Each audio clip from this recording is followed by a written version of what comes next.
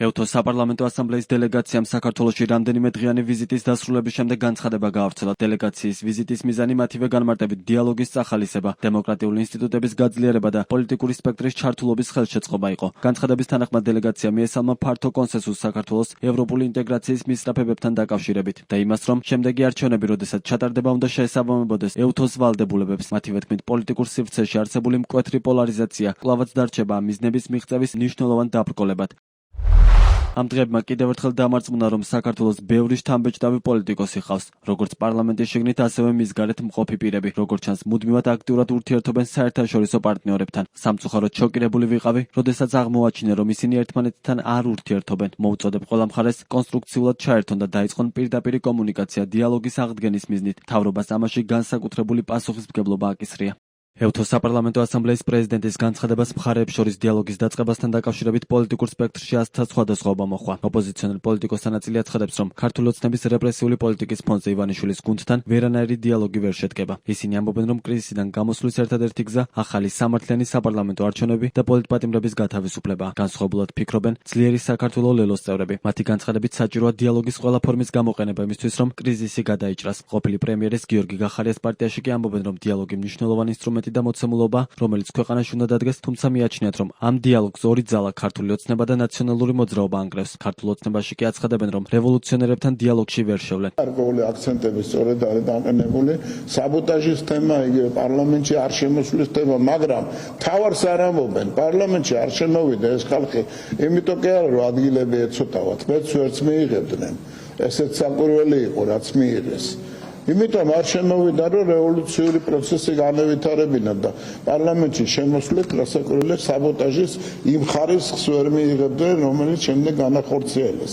დემოკრატიული ოპოზიციური პარტიების ალიანსის მიზანი არის ივანიშვილის დიქტატურის დემონტაჟი და არა მისი გადავადება და როდესაც ვსაუბრობ ჩვენ იმაზე, რომ უნდა მოხდეს ქვეყანაში, რომ კრიზისიდან გამოვიდეთ, არის ძალიან მარტივი. პოლიტიკური პატიმრები უნდა გათავისუფლდნენ, პოლიტიკური დევნა უნდა შეწყდეს, რეპრესიული კანონმდებლობა უნდა გაუქმდეს და ჩაინიშნოს თავისუფალი სამართლიანი არჩევნები და სწორედ რომ ასე მოხდება ჩვენი ამ დიქტატურული ჭაობიდან ამოყვანა ჩვენი ქვეყნის და დემოკრატიულ რელსებზე დაბრუნება. მაშინ როცა რეგიონში მიმდინარეობს უმძიმესი კონფლიქტები, პოლიტიკური დაპირისპირებები, ამ ვითარებაში ქვეყანაში არსებული პოლიტიკური სივრცის და პროცესის სტაბილურობა არის ძალიან მნიშვნელოვანი და გადამწყვეტი. ამისთვის საჭიროა დიალოგის ყველა შესაძლებლობის და ფორმის გამოყენება. იმისთვის, რომ ეს კრიზისი გადაიჭრას, უნდა გადაუჭრათ ის მთავარი ორი გამომწვევი მიზეზი.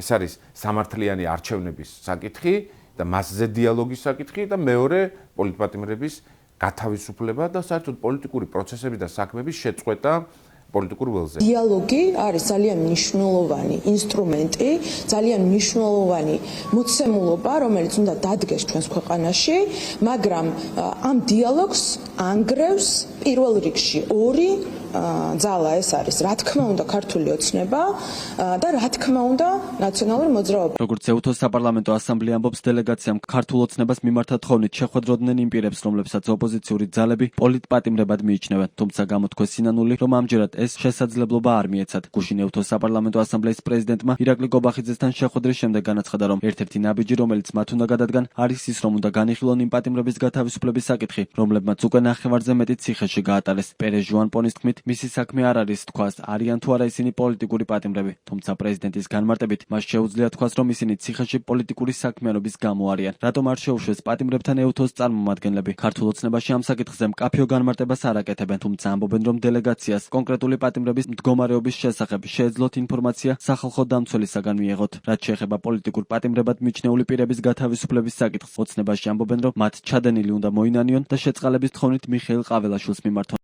პოლიტიკური გადაწყვეტილებით ვერ იქნება შესაძლებელი, რომ საპროცესო შეთანხმება ვინმესთან გაფორმდეს, იმიტომ რომ საპროცესო შეთანხმებისთვის შეთანხმებას ჩართული არის სასამართლო და პროკურატურა სხვადასხვა ეტაპს. რაც შეეხება შეწყალებას, ეს არის საქართველოს პრეზიდენტის ექსკლუზიური უფლებამოსილება, რომელთან დაკავშირებითაც მან შეიძლება მიიღოს კონკრეტული გადაწყვეტილება, შეიძლება არ მიიღოს და ეს საკითხი არის კონკრეტულად საქართველოს პრეზიდენტის გადასაწყვეტი. ეუთოს საპარლამენტო ასამბლეის მაღალი რანგის დელეგაცია საქართველოს 8 მარტს ეწვია. დატვირთვია. ვიზიტის ფარგლებში დელეგაცია შეხვდა ქართული ოცნების მთავრობის წევრებს, ოცნების პარლამენტის თავმჯდომარეს შალვა პაპუაშვილს, მიხეილ ყაველაშვილს, ოპოზიციური პარტიის წარმომადგენლებს, სამოქალაქო საზოგადოების წევრებს და დიპლომატიური საზოგადოების წარმომადგენლებს.